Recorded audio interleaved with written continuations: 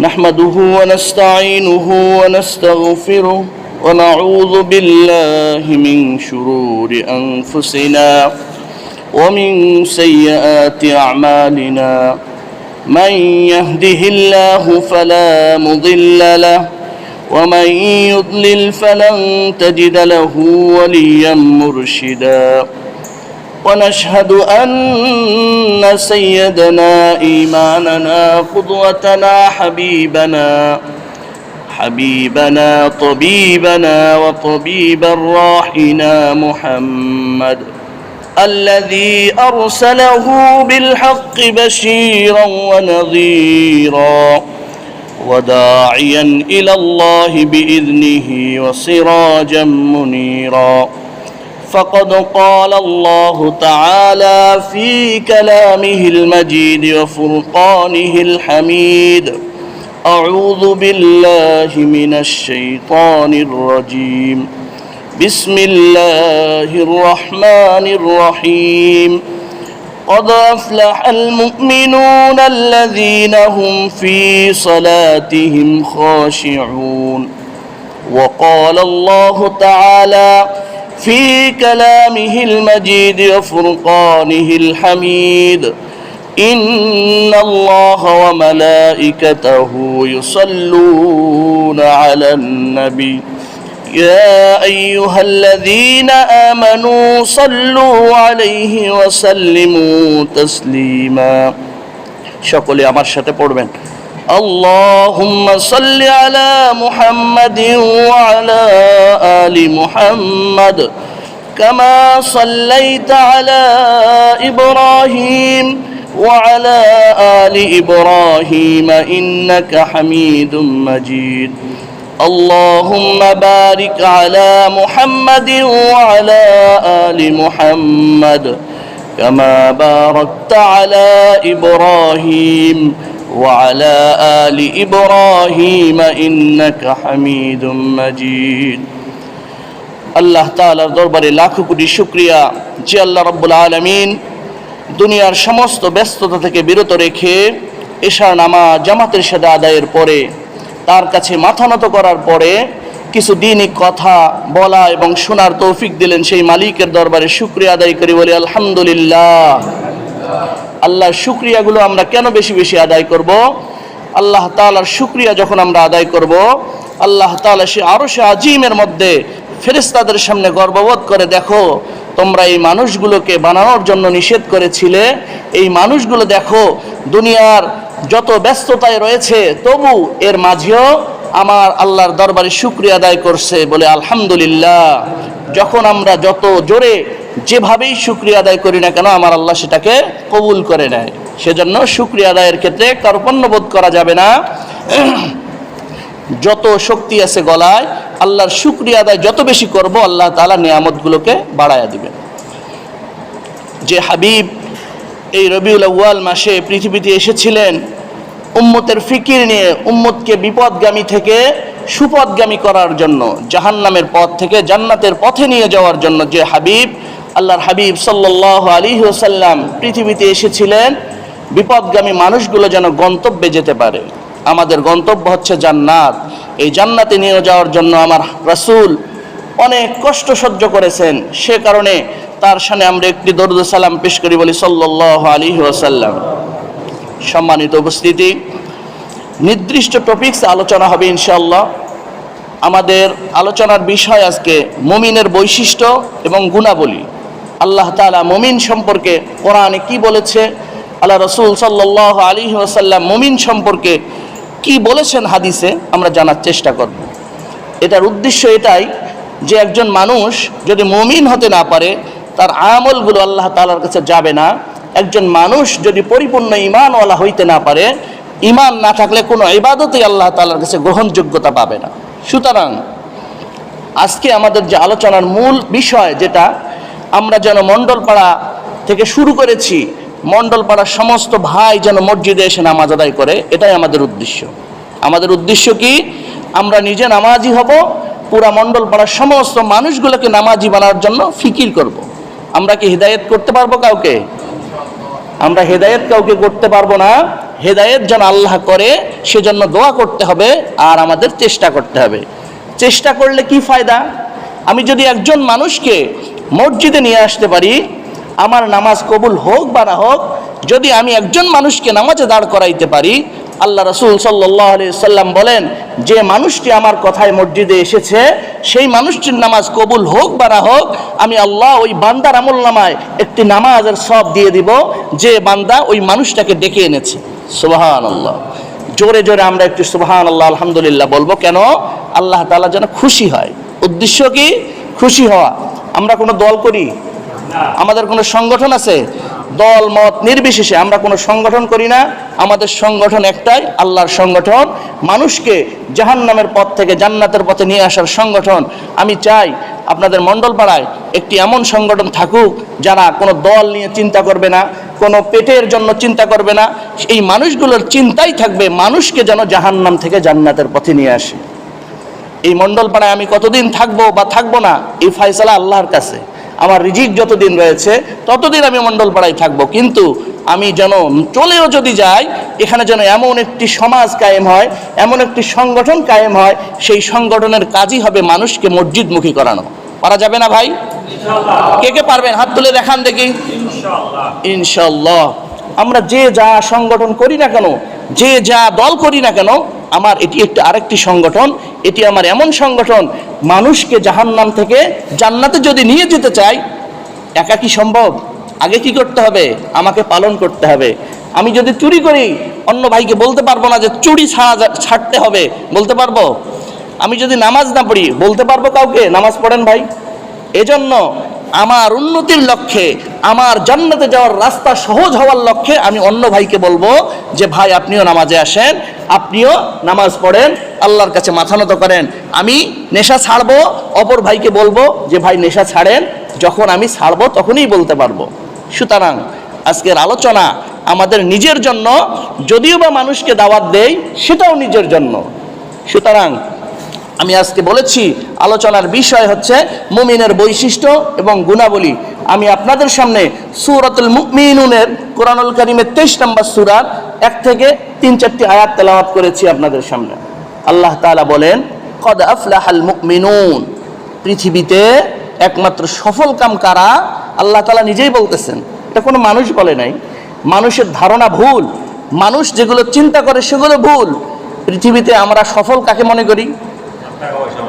যার টাকা পয়সা অনেক, যে সব থেকে বড় চাকরি করে, যে সব থেকে বড় ডাক্তার, যে সব থেকে বড় ইঞ্জিনিয়ার, যে সমাজের সব থেকে ধনাঢ্য মানুষ, সেই আমাদের চোখে সাকসেস মানুষ। আল্লাহ কি বলতেছেন? কদ আফলাহাল মুমিনুন। এটা আল্লাহর বাণী, এটা কখনো মিথ্যা হয় না। আল্লাহ তাআলা যখন বলেন কদ আফলাহাল মুমিনুন, পৃথিবীতে একমাত্র সফল মানুষ কারা? যারা ঈমান এনেছে। মুমিন বান্দারাই হচ্ছে পৃথিবীতে একমাত্র সফল মানুষ। তা আল্লাহর কথার সঙ্গে আমাদের কথা মিলল? আমরা বলতেছি সফল কারা? যারা বিসিএস ক্যাডার, যারা বড় চাকরি পেয়েছে, যাদের অনেক টাকা, যাদের অনেক বাড়ি, এরাই সফল। আল্লাহ কি বলতেছেন? সফল ওই সকল ব্যক্তি যারা ঈমান এনেছে আল্লাহ এবং রাসূলের উপরে, এবং আল্লাহ এবং রাসূল কি বলেছে সে অনুযায়ী চলতেছে, তারাই হচ্ছে মুমিন। আর পৃথিবীতে একমাত্র সফল মানুষ তারাই যারা মুমিন বান্দা। আল্লাহ তাআলা পরবর্তী আয়াতে বলতেছেন, আল্লাযীনা হুম ফি সালাতিহিম খাশিউন ওয়াল্লাযীনা হুম আনিল লাগwi মুরিদুন ওয়াল্লাযীনা হুম লিয-যাকাতি ফাইলুন ওয়াল্লাযীনা হুম লিফুরুজিহিম হাফিজুন। আল্লাহ তাআলা বলতেছেন, শুধু আমি যে বললাম পৃথিবীতে সফল মানুষ মুমিন মানুষ, যারা মুমিন তারা সফল। মুমিনের আইডেন্টি দিচ্ছেন, পরিচয়। মুমিনের পরিচয় আমরা কোথা থেকে পাবো? আল্লাহ বলল মুমিনরা হচ্ছে পৃথিবীর সফল মানুষ। মুমিন কারা? যারা অমুক দল করে, তমুক দল করে, যারা সারাদিন জিকির করে, যারা সারাদিন নামাজ পড়ে, যারা সারাদিন নেতার কথা শোনে, এগুলো সফল, এগুলো মুমিন। আল্লাহ তাআলা নিজেই সেজন্য মানুষ কি করবে? যদি আল্লাহ বলে না দেয়, মানুষ তো সবাই দাবি করবে আমরা মুমিন। করবে না? করবে না? যে আমি নামাজ পড়ি, 5 ওয়াক্ত আমার দাড়ি আছে, পাঞ্জাবি পড়ি, আমিই মুমিন, দাবি করবে না? তখন কি হবে? বিশৃঙ্খলা লেগে যাবে। সেজন্য আল্লাহ তাআলা বলেন কদ আফলাহাল মুমিনুন, পৃথিবীতে সফল মানুষ কারা? বলেন মুমিন মানুষ হচ্ছে পৃথিবীতে সফল। আইডেন্টি দিচ্ছে মুমিন মানুষের। কে মুমিন বান্দা?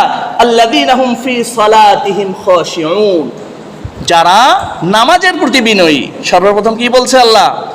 যারা নামাজের প্রতি বিনয়ী।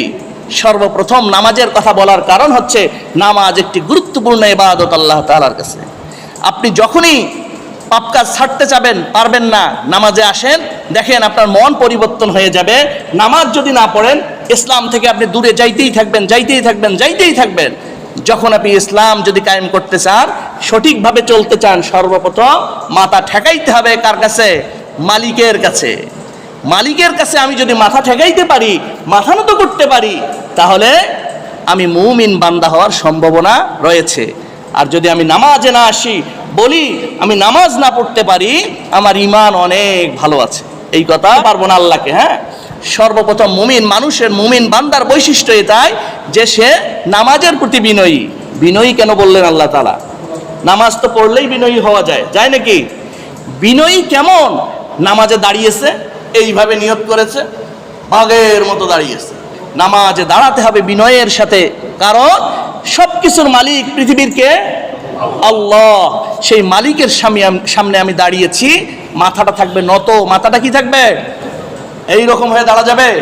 মাথাটা থাকবে নত, মাথাটা থাকবে একটু নিচু, আমার চোখের দৃষ্টি থাকবে সেজদার জায়গায়।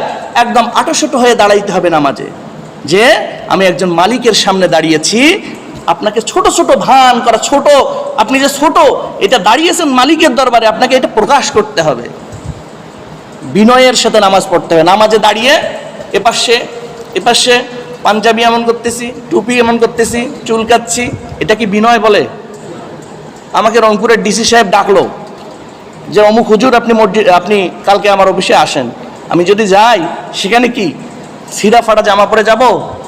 না, আমার সব থেকে ভালো জামা, যে আমাকে ডিসি সাহেব ডেকেছে রংপুরের, কোনোদিনও ডাকে নাই আমার, তার অ্যাপার্টমেন্ট নেওয়ার জন্য কি ঘুরতে হয়, গিয়ে আমাকে ডাকছে, কি জানি বলবে, সব থেকে ভালো পোশাক যেটা, সেটা পরে যাব। গিয়ে কি করব? এইরকম করে দাঁড়াবো? না, ভদ্রতা নম্রতার সাথে দাঁড়াবো। দাঁড়িয়ে কি এমন করব? এপাশে মাথা চুলকাবো, এরম করবো? হ্যাঁ, এটাকে বিনয় বলে না। বিনয় বলে কেমন? নম্র ভদ্রভাবে আমি দাঁড়িয়েছি নামাজে, মনে হবে নামাজে দাঁড়িয়েছে, একটি পিলার দাঁড়িয়ে আছে এখানে, একদম নড়াচড়া করবে না, নামাজে হেলাই ধুলাই নামাজ পড়বে না। এরকম নামাজ যদি পড়ে, ওই নামাজ আরশে যাবে না, ওই নামাজ পড়ে থাকবে আকাশের নিচে, আল্লাহর দরবারে ওই নামাজ যাবে না কখনো। কবুল হওয়া তো দূরের কথা, আল্লাহর কাছে পেশে করা হবে না ওই নামাজ। সম্মানিত ভাইয়েরা, শুধু নামাজে আসলাম, নামাজের বিনয় বুঝলাম না, তাহলে হবে? তাহলে আল্লাহ তাআলা যেটা বলেন যে যারা নামাজের প্রতি বিনয়ী, সঠিকভাবে নামাজের হক আদায় করে। কিভাবে নামাজের হক আদায় করব? রুকু করতে জানি না, রুকু করতে হবে পিঠ একদম সোজা হয়ে থাকবে, পিঠের উপরে যেন একটি গ্লাস রাখা যায়, এটাকে হলে রুকুর হক আদায় করা। সেজদা কিভাবে যেতে হবে, এগুলো আমি আপনাদের প্র্যাকটিক্যালি শিখাবো। আলোচনার পর আমাদের যে আলোচনাগুলো হবে, আমাদের আলোচনার পর যে বিষয়গুলো, যে ভাইদের সমস্যা থাকবে, অবশ্যই আমাকে বলবেন, আমি অবশ্যই সমাধান করে দেবো ইনশাআল্লাহ। কারণ আমরা এসেছি পৃথিবীতে, কিছু জানি, পৃথিবীতে আল্লাহ তাআলা পাঠাইছে, তখন আমরা কি ছিলাম? মূর্খ ছিলাম। আমরা জেনেছি, এখন জানতেছি, হাজার রকম ভুলে ভরা জ্ঞান আমরা শিখতেছি। এখন আলু পটল যদি কিনতে যাই, ভালোটা যখন কিভাবে কিনতে হবে সেটা আমার মাথায় আছে। 20-30 টাকা আলুর পটলের কেজি, হ্যাঁ, সেটা দেখতে হইলে আলু টিপতেছি, বেগুন টিপতেছি, পোকা কোথায় দেখতেছি। এটা কেনার সময় 50 টাকা কেজি আলু কেনার সময় আমি যদি এত কিছু দেখি, আমার দ্বীনের কথা বলল হুজুর, মসজিদ থেকে হুজুর বলল, আর এটা শুনে আমল করলাম, হবে? আল্লাহ তাআলা ধরবে যে তুমি পচা আলু তো বাজার থেকে কেন নাই, দ্বীনের কথা তোমাকে একজন বলেছে, সেটাই তুমি শুনে আমল করতেছো, যাচাই বাছাই করতে হবে না? অবশ্যই যাচাই বাছাই করার জন্য আল্লাহ তাআলা কি দিয়েছে? আমাদের মেধা দিয়েছে। এই জন্য আমাদের বিচার হবে মানুষদের। সম্মানিত ভাইয়েরা, যেই কথা আমাদের অবশ্যই নামাজের হক আদায় করতে হবে, নামাজের প্রতি বিনয়ী হইতে হবে। যদি আমরা নামাজি বিনয়ী হতে পারি, আল্লাহ তাআলা আমাদের নামাজকে কবুল করবেন। আর ইবাদত দিয়ে আমরা কখনো জান্নাতে যাইতে পারবো না। পারবো? এই জন্য কি করতে হবে? কিছু ওসিলা আল্লাহ তাআলা তো শিখাই দিয়েছে, টেকনিক, বিভিন্ন টেকনিক অবলম্বন করতে হবে। কেমন? আল্লাহ রাসূল যে হাদিস বলেছে যে নামাজে যদি তুমি কোনো মানুষকে নিয়ে আসতে পারো, ওই মানুষের নামাজ কবুল হোক বা না হোক, নামাজের কবুল নামাজের সব তোমার আমলনামায় দেওয়া হবে। সুবহানাল্লাহকে আসতে বললেন না জোরে বললেন? যখন আমরা নেতার মিছিলে যাই, গলায় যত শক্তি আছে, যত শক্তি দিয়ে চিল্লানো উচিত না তার থেকেও জোরে আমরা চিল্লাই। কেন? নেতা যেন খুশি হয়, আমাকে যেন একটা কার্ড দেয়, এই জন্য নেতার জন্য চিল্লাই। যে মালিক আমাদের পৃথিবীতে পাঠালেন, যে রাসূল আমাদেরকে জাহান্নামের পথ থেকে জান্নাতে নিয়ে যাওয়ার জন্য চেষ্টা করলেন, সেই রাসূলের শানে দরুদ পড়তে শক্তি থাকে না, আল্লাহর শানে শুকরিয়া আদায় করতে আমাদের শক্তি থাকে না। সম্মানিত ভাইয়েরা, যে বিষয়টি বলছিলাম, অবশ্যই অবশ্যই আমরা নামাজে নিয়ে আসার জন্য চেষ্টা করব মানুষকে, ইনশাআল্লাহ, আল্লাহ কবুল করুক। অবশ্যই আমরা পরবর্তী থেকে এখান থেকে গিয়েই আমরা চেষ্টা শুরু করে দিব। 2 টাকা যদি খরচ হয়, 5 টাকা যদি খরচ হয়, যে ভাই চা খা, পান খা, তবু নামাজে আয়। একটা মানুষকে যখন আপনি একটা কিছু খাওয়াবেন, সে কিন্তু আপনার প্রতি ঋণী হয়ে থাকবে। লোকটা আমাকে খাওয়াইলো, একটা কেমন একটা কথা বললে কিন্তু শুনবে। হ্যাঁ, টেকনিক অবলম্বন করেন। কেন? আমার নিজের জন্য একটা কবুল নামাজের যদি আমার আমল নামায় সব থাকে, তো এই ওসিলায় কি আল্লাহ জান্নাত দিতে পারে না?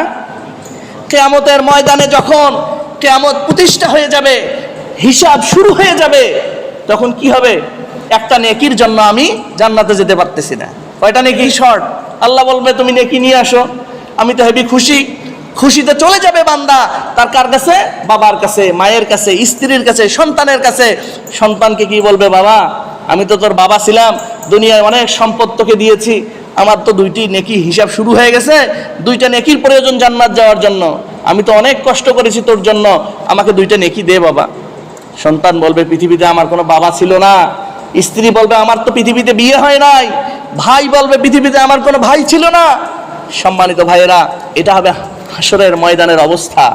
হ্যাঁ, আল্লাহ তাআলা যদি দেখে এই বান্দার কোনো ইবাদতে নাই, সারা জীবন নিজের পেটের ধান্দা করেছে, এখন কি করি?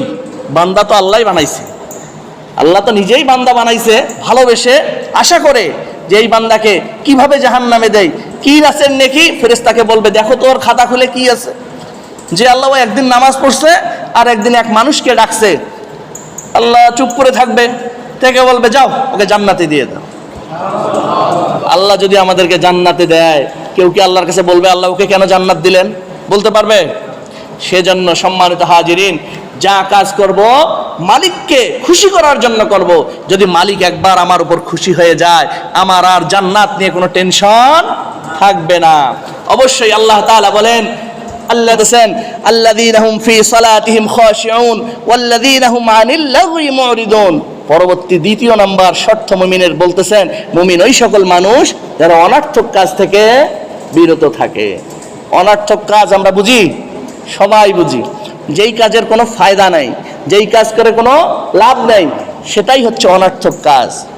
কি করতেছি? ফোন চাপতেছি, কোনো কাজ নেই, গেম খেলতেছি, কোনো কাজ নাই, সময়টা কি নষ্ট।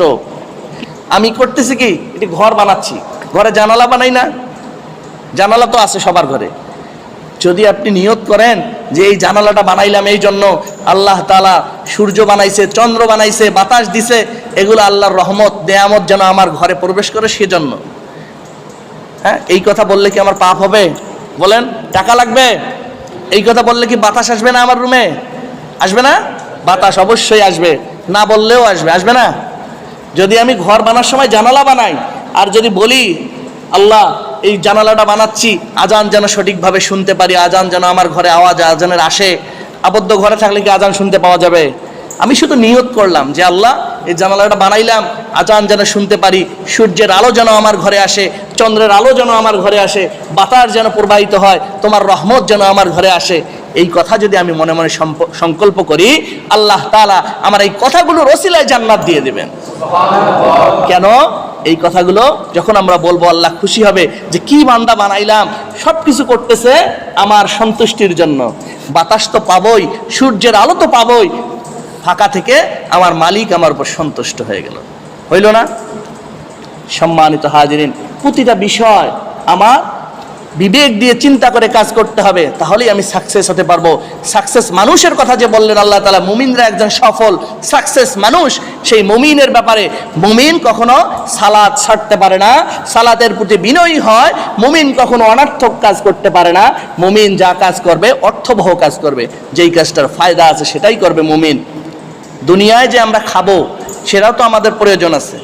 চাকরি বাকরি করতে হবে না? ব্যবসা বাণিজ্য করতে হবে না?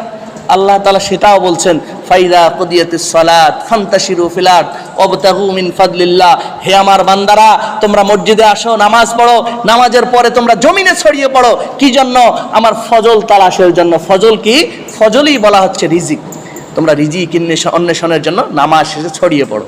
আল্লাহ তো বলতে পারতেন না, তোমরা ফাইদা কুদিয়াতুস সালাত, সালাত কায়েম করো, আবার মসজিদে থাকো, আবার দোয়া পড়ো, আবার তাসবিহ পড়ো। বলতে পারতেন না আল্লাহ? পারতেন না? পারতেন না। কারণ আল্লাহ আমাদের স্রষ্টা। স্রষ্টা যিনি সৃষ্টি করেছেন পৃথিবীর সব কিছু, তার হুকুমেই তো পৃথিবী চলবে, তাই না? তিনি যেটাই নিয়ম বানাবেন সেটাই মানতে বাধ্য মানুষ। চাইলে পারতেন না? আল্লাহ করছে সেটা? আল্লাহ সেটা চায় নাই।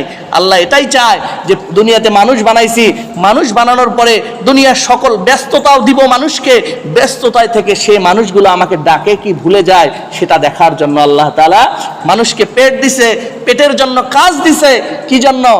ব্যস্ত থাকার পরেও কোন বান্দাগুলো আমারে ডাকে, সেজন্য।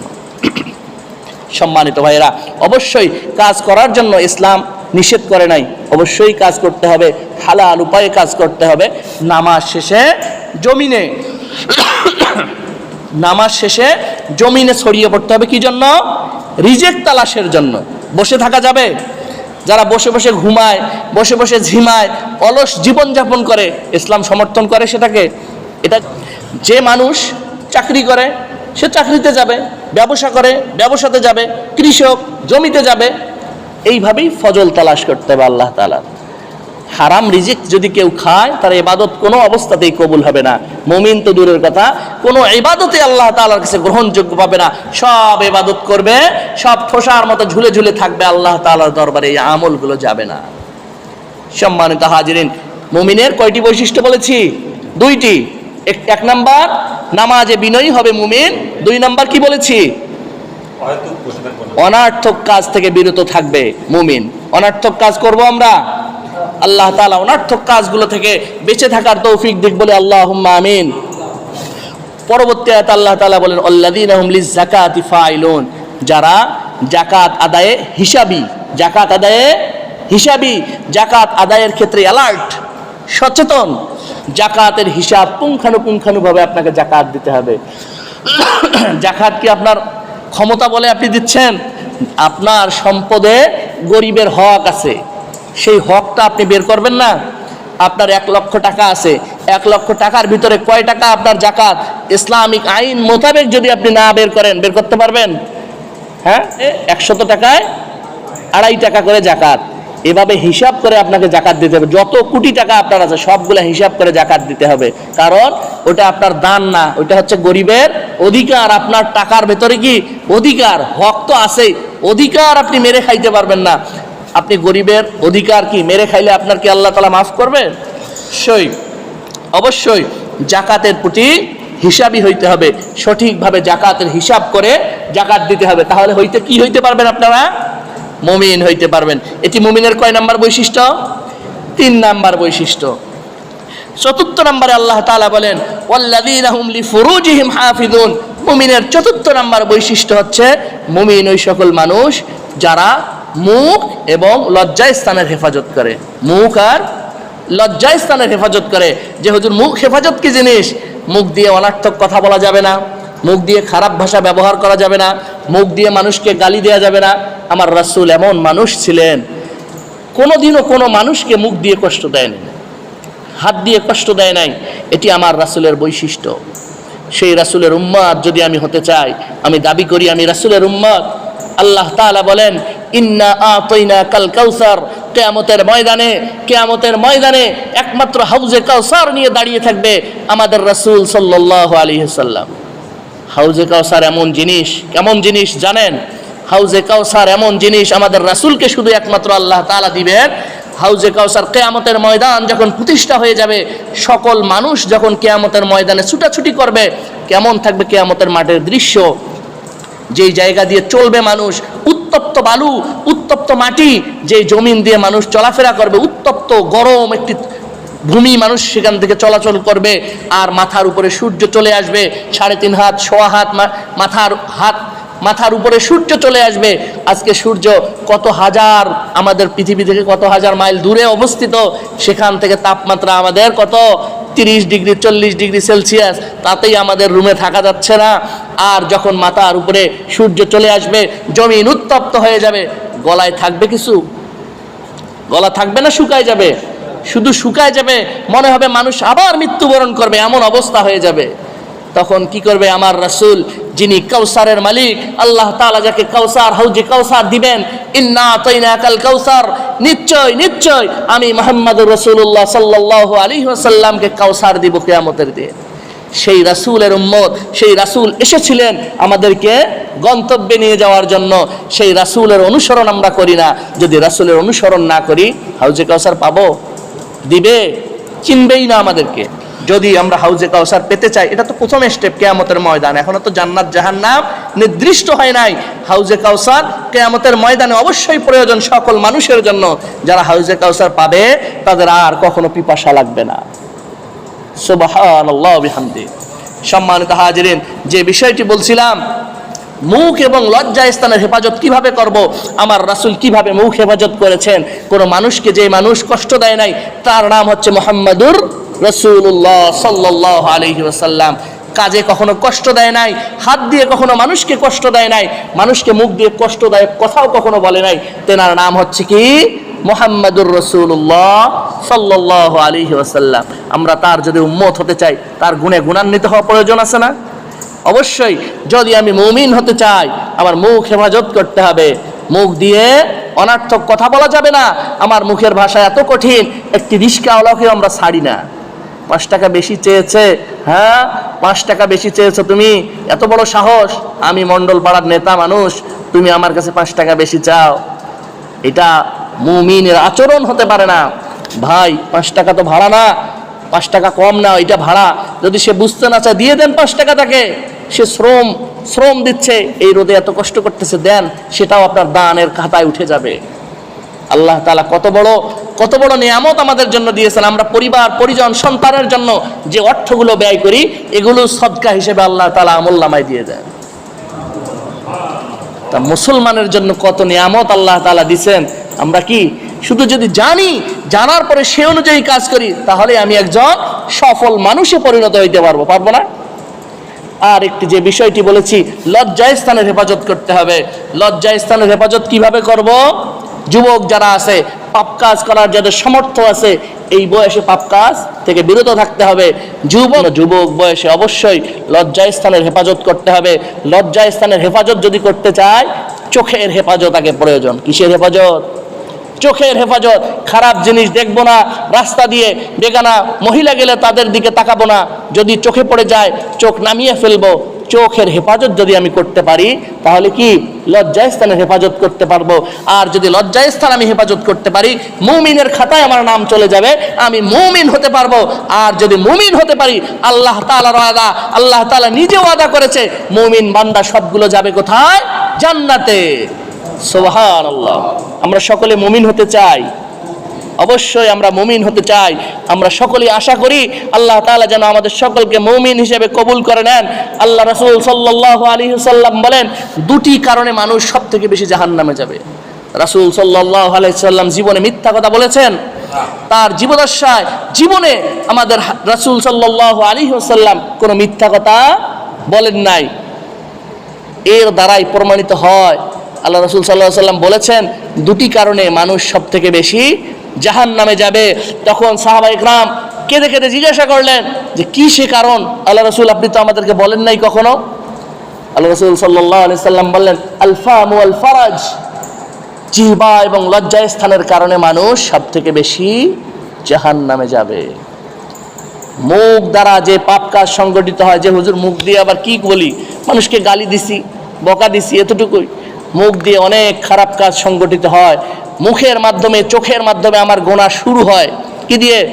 আমার যখন আমি একটি গুনার কাজে লিপ্ত হব, সেই গুনার কাজটি সিগন্যাল দেয় আমার ব্রেনে। সর্বপ্রথম কোথায় সিগন্যাল দেয়?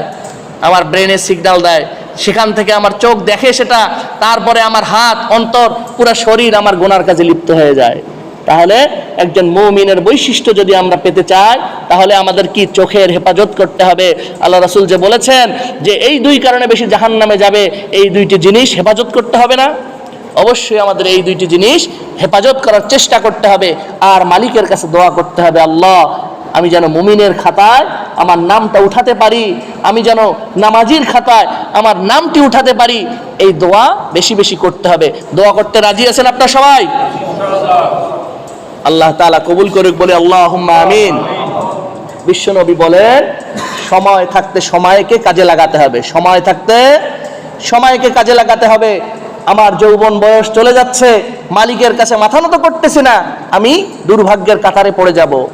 যুবক সময়, যুবক বয়সে তুমি কি করেছো, যুবক বয়সের সময়টা কি কাজে লাগিয়েছো, আল্লাহ তাআলা স্পেসিফিক ভাবে নির্দিষ্ট করে আমাকে জিজ্ঞাসা করবেন, হে যুবক, যুবক বয়সটা তুমি রক্তের গরম ছিল, পাপ কাজের অনেক তোমার সুযোগ ছিল, এই সময় কি করেছো? তুমি পাপ কাজ করেছো নাকি আমার কাছে মাথা নত করেছো? হিসাব দাও আমাকে। যুবক বয়সের হিসাব চাওয়া হবে। সম্মানিত ভাইয়েরা, অবশ্যই অবশ্যই আমাদের সময় থাকতে কাজে আসতে হবে, আল্লাহর কাছে মাথা নত করতে হবে। সময় থাকতে যদি মালিকের কাছে মাথা নত না করি, আর যদি চিন্তা করি আমার 2-4টা নাতি হোক তারপরে নামাজে আসব, যখন আমার ওই চিন্তা করব তখন আমার উজু থাকবে কিনা সেটাও বুঝতে পারবো না, নামাজ হচ্ছে কিনা সেটাও বুঝতে পারবো না, কখন উজু চলে যাবে, বয়স যখন আসি কিছুই বলতে পারবো না, ওই নামাজ আল্লাহর কাছে যাবে না। আর যদি যুবক বয়সে নামাজ পড়ি, বৃদ্ধ বয়সে আমাদের সকল ইবাদত হয়ে যাবে কাফারা। যুবক বয়সের ইবাদতগুলো কি আল্লাহ তাআলা একসঙ্গে করে মিলায় পাঠায় দিবে, আল্লাহ তাআলা করে জান্নাতে চলে যাও। সম্মানিত ভাইয়েরা, এই জন্য যুবক বয়সে যারা ইবাদত করে না, বৃদ্ধ বয়সের ইবাদত তাদের কাজে আসবে না। বৃদ্ধ বয়সের ইবাদত কখন কাজে আসবে? যারা যুবক বয়সে ইবাদত করেছে তাদের ইবাদতগুলো বৃদ্ধ বয়সে কাজে আসবে। কারণ যুবক বয়সে যে ইবাদতগুলো করেছে বৃদ্ধ বয়সে পারতেছে না, এগুলোর জোরেই ওগুলোকে আল্লাহ তাআলা কবুল করে নেবেন। আমার কবুল নামাজের সবই নেই আমার আমল নামায়, বৃদ্ধ বয়সে উঠতে পারতেছি না, রুকু করতে পারতেছি না, নামাজের হক আদায় করতে পারতেছি না, কিভাবে আমার নামাজ হবে আর কিভাবে ইবাদত হবে? এজন্য সম্মানিত হাজিরিন, অসুস্থ হওয়ার আগে সুস্থতাকে কাজে লাগাইতে হবে, সম্পদ থাকতে সম্পদকে কাজে লাগাইতে হবে। যদি এগুলো কাজ করতে পারে তারা কিয়ামতের ময়দানে আমার উম্মতের খাতায় পরিগণিত হয়ে যাবে।